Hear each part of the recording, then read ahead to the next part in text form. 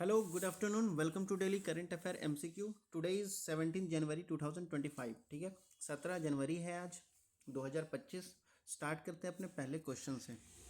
सो और first question is, देखो हमारा पहला क्वेश्चन जो कहता है कि consider the following statement regarding Indian metallurgy department. ठीक है, इंडियन मेटलर्जी डिपार्टमेंट को लेकर के कौन सा स्टेटमेंट करेक्ट है वो आपको बताना है. Okay, so our first statement is IMD is the principal government agency responsible for providing meteorological services to India. ठीक है, IMD जिसको मेटोलॉजी डिपार्टमेंट, इंडियन मेटोलॉजी डिपार्टमेंट कहते हैं, वो प्रिंसिपल गवर्नमेंट के एजेंसी के रिस्पॉन्सिबल में होता है. वो उसका क्या काम है? प्रोवाइड करना. तो मेटोलॉजिकल सर्विसेज प्रोवाइड करना उसका काम है. ओके, उसके बाद सेकेंड स्टेटमेंट आपका कहता है कि it was established in 1955 for the on the recommendation of first planning commission. ठीक है, इसकी स्थापना जो है 1955 में हुई थी फर्स्ट प्लानिंग कमीशन को लेकर के. ठीक है, पहले प्लानिंग कमीशन जो थी फर्स्ट हमारा, उसी समय ये रिकमेंड हुए थे. ठीक है, थर्ड स्टेटमेंट कहता है it function under the ministry of technology and, तो ये कहता है ये आपका किसके अंदर काम करता है? तो ministry of science and tech के अंदर ये आपका काम करता है. ओके, तो इसमें से कौन सा स्टेटमेंट करेक्ट है वो आपको बताना है. बताओ. So the correct option is A. Okay, only one statement is correct. Which of the statement is correct? तो statement first is correct. Only statement first is correct. Statement second and statement third is wrong. Okay, कैसे wrong होगा sir? तो देखो establish जो की गई थी ना, ये आपका IMD इंडियन मेटोलॉजिकल डिपार्टमेंट, वो आपका establish की गई थी 1955 में नहीं, 1875 में establish की गई थी इंडियन मेटोलॉजिकल डिपार्टमेंट. ठीक है, ब्रिटिश इंडिया के टाइम पे. ओके, और ये जो ministry of science and tech के अंडर काम नहीं करता है, ये ministry of earth and science के अंडर काम करता है. ठीक है, ministry of earth and science के अंडर ये काम करता है. ओके, तो इसलिए आपका ऑप्शन क्या हो जाएगा? आपका ऑप्शन हो जाएगा ए ओनली. ठीक है, फर्स्ट स्टेटमेंट आपका सही होगा. Okay, now move to the next question.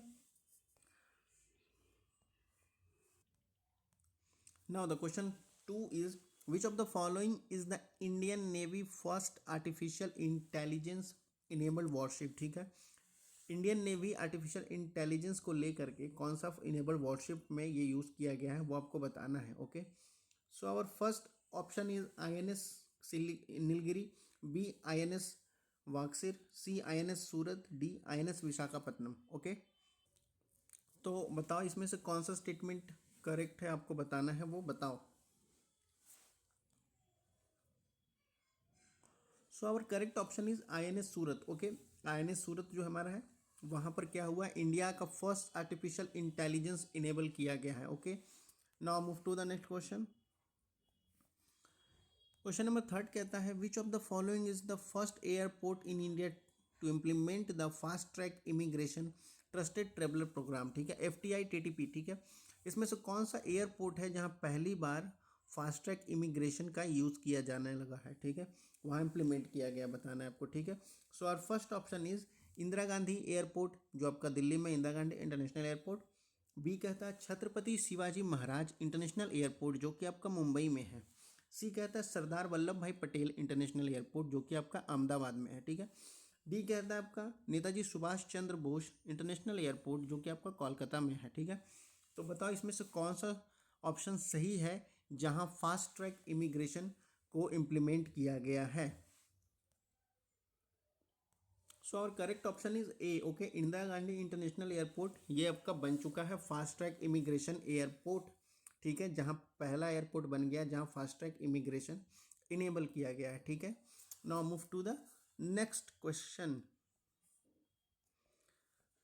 So the last question of this session is, consider the following statement regarding supreme court. Supreme court कर लेकर के कौन सा स्टेटमेंट करेक्ट है वो आपको बताना है. आपका पहला स्टेटमेंट कहता है president of India appoint and administrator the oath of office to a supreme court जज. ठीक है, प्रेसिडेंट ऑफ इंडिया जो है वो आपका अपॉइंट करता है और एडमिनिस्ट्रेट करता है, आपका शपथ दिलाता है और अपॉइंट नियुक्त करता है आपका सुप्रीम कोर्ट के जजेस को. ओके, सेकेंड आपका कहता है the current sanction strength of supreme court excluded the chief justice of India is 34. ठीक है, आपकी मौजूदा अभी अभी की बात कर ली जाए वर्तमान में, तो सुप्रीम कोर्ट में टोटल कितने जजेस हैं? 34 कह रहा है ये स्टेटमेंट. अगर हम CGI यानी चीफ जस्टिस को हम इंक्लूड ना करें तो, एक्सक्लूड करके, हटा करके। ओके, तो टोटल तो 34 जज है, ये आपका सेकंड स्टेटमेंट कह रहा है। तो बताओ कौन सा स्टेटमेंट करेक्ट है, वो आपको बताना है। So the correct option is, okay, क्या हो जाएगा, D, neither one neither two. ठीक है, दोनों के दोनों स्टेटमेंट आपके गलत हैं। कैसे गलत हैं?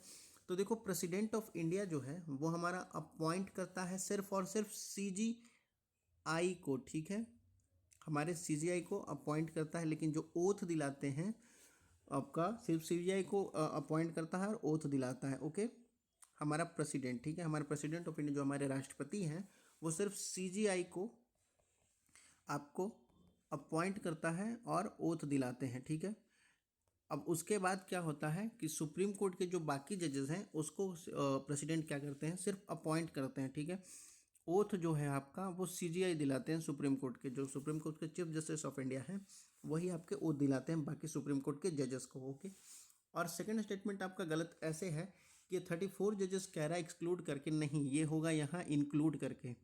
इनको इंक्लूड करके टोटल कितने हैं, 34 जजेस हैं। CGI को इंक्लूड करके सुप्रीम कोर्ट में टोटल 34 जजेस है, यानी 33 टोटल जजेस प्लस 1 CGI। ओके, तो ये आपका हो जाएगा। ठीक है, जिसके रिगार्डिंग आपका स्टेटमेंट दोनों के दोनों गलत हैं। ठीक है, स्टेटमेंट ऑप्शन डी सही है। ओके,